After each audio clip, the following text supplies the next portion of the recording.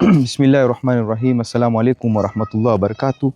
Leo tumefika hapa sehemu za Shikaadabu Shonda Masjid Muminina. Kuna mama mmoja, Mwenyezi Mungu amjaze kheri, ndio aliotuona ikawa ndio sababu ya sisi kufika hapa. Mwenyezi Mungu katika zile thawabu zikigawanywa, na yeye itakuwa ni mmoja katika watakaopata hizo thawabu, maana sisi tulikuwa tukujui hapa. Mama katuona, akatupigia simu, akatuambia tufike. Alhamdulillah tumefika.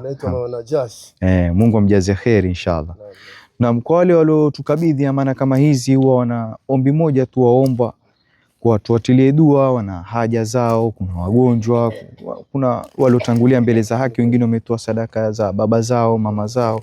Kwa hivyo sadaka hii inshallah iwe sadakatul jaria kwao pia. Kwa hivyo ustadhi, tuombe dua ndogo tu. Ndio nguo hii.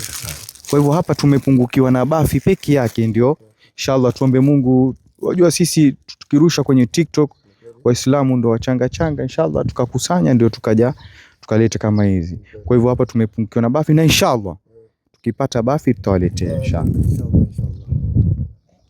Rabbana atina fid dunya hasanatan wa fil akhirati hasanatan wa qina adhaban nar.